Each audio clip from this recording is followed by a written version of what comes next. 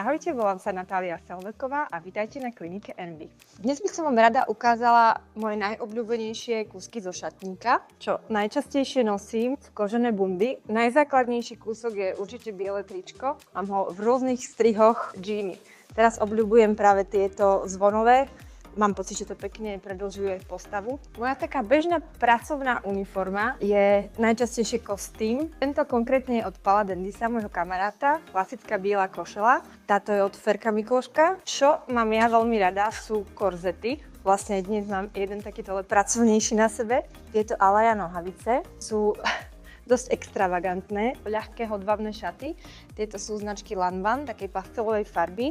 Kúpil mi ich vlastne môj kamarát a stylista Andrej Kusalík, ktorý v podstate najlepšie pozná môj šatník, obľúbené šaty od mojej kamarátky Janky Kurilákovej. Čo sa týka topánok, tak je to veľmi závislé na tom, že kde sa práve nachádzam, lebo vlastne žijem medzi Bratislavou a Prahou. Poslednú dobu, čo zháňam a čo nakupujem, sú práve mokasiny. Veľmi mám rada aj takéto kotníkové čižmičky. Samozrejme, nesmú chýbať klasické biele tenisky. Toto sú moje veľmi obľúbené lodičky, ale musím sa priznať, že ten opätok je už aj na mňa, trošku killerský. Čo sa týka kabeliek, kupujem si skôr také nadčasové kúsky. Moja najobľúbenejšia, z ktorých mám najviac farieb, je práve Chanel 255. Potom určite Picabo od Fendi. Čo sa týka Hermé, tak môj obľúbený tvar, teda model, je Kelly. Ďakujem veľmi pekne za návštevu môjho šatníka a ktorý kúsok sa vám najviac páčil, napíšte do komentu.